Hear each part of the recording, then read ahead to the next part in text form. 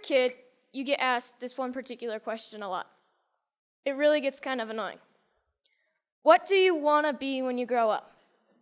Now, adults are hoping for answers like, I want to be an astronaut, or I want to be a neurosurgeon. You adults and your imaginations. Kids, they're most likely to answer with pro skateboarder, surfer, or Minecraft player. I asked my little brother, and he said, seriously, dude, I'm 10. I have no idea. Probably a pro skier. Let's go get some ice cream. See, us kids are going to answer with something we're stoked on, what we think is cool, what we have experience with, and that's typically the opposite of what adults want to hear. But if you ask a little kid, sometimes you'll get the best answer. Something so simple, so obvious, and really profound. When I grow up, I want to be happy.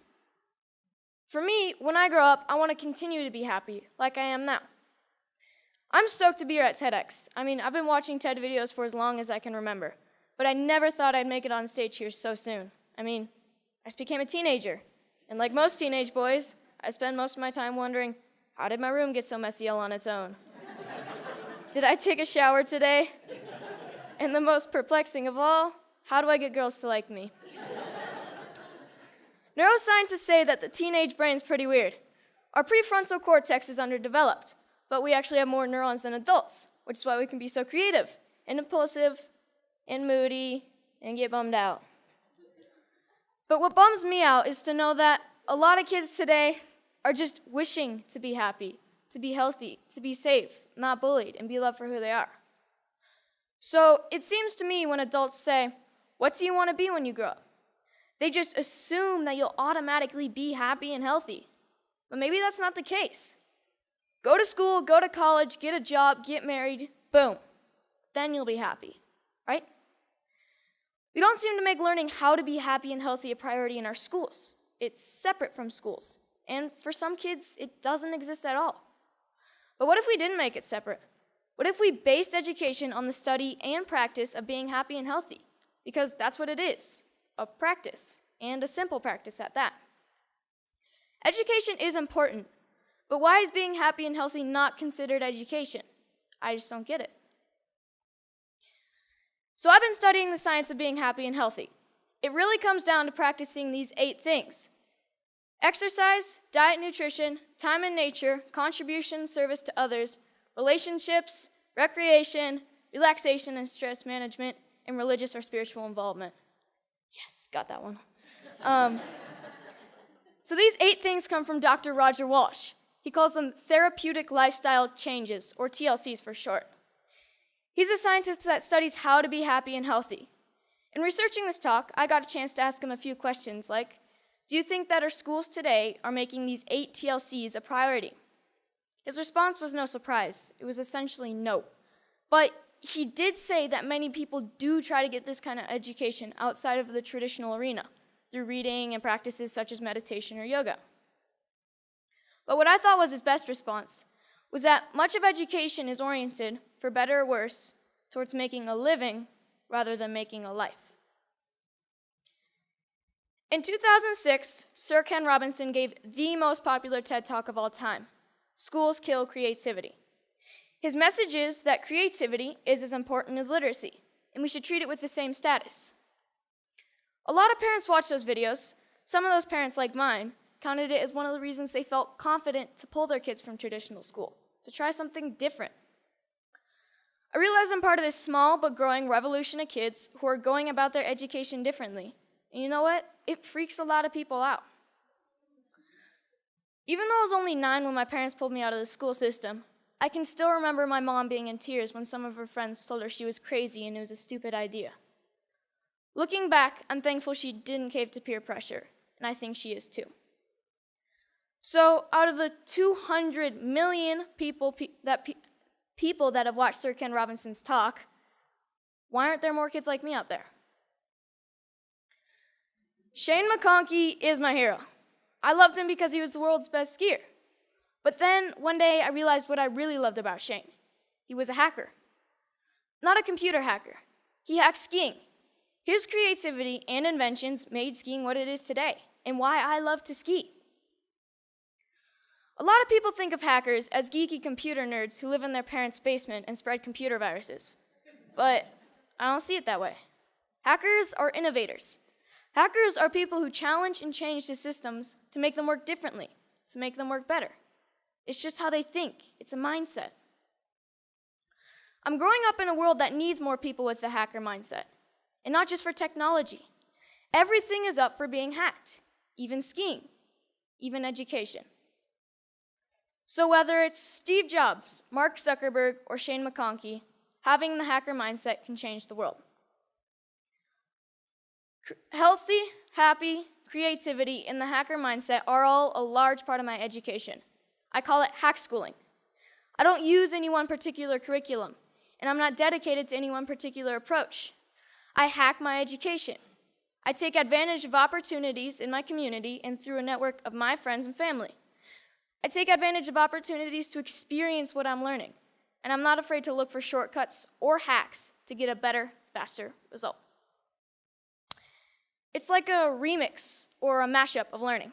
It's flexible, opportunistic, and it never loses sight of making happy, healthy, and creativity a priority.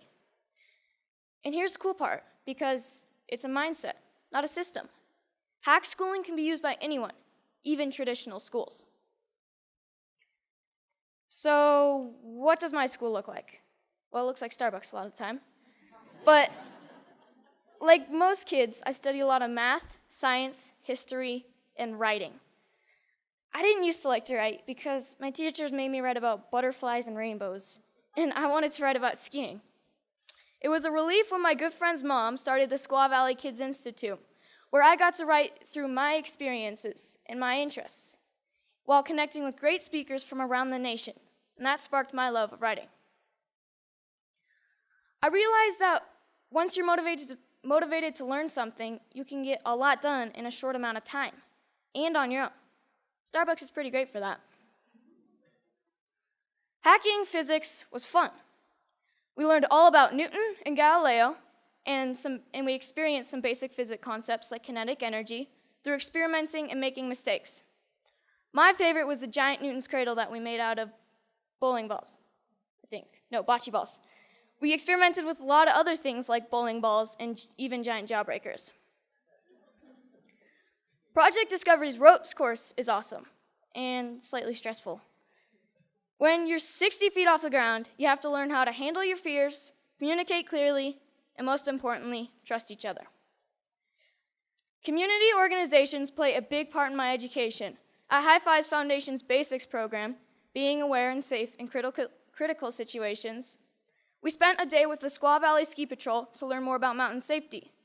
Then the next day, we switched to science of snow, weather, and avalanches. But most importantly, we learned that making bad decisions puts you and your friends at risk. Young Chautauqua brings history to life. You study a famous character in history until you can stand on stage and perform as that character and answer any question about their lifetime. In this photo, you see Al Capone and Bob Marley getting grilled with questions at the historical Piper's Opera House in Virginia City, the same stage where Harry Houdini got his start. Time in nature is really important to me. It's calm, quiet, and I get to just log out of reality. I spend 1 day a week outside all day. At my Foxwalker classes, our goal is to be able to survive in the wilderness with just a knife. We learn to listen to nature. We learn to sense our surroundings. And I've gained a spiritual connection to nature that I never knew existed. But the best part is that we get to make spears, bows and arrows, fires with just a bow drill, and survival shelters for the snowy nights when we camp out.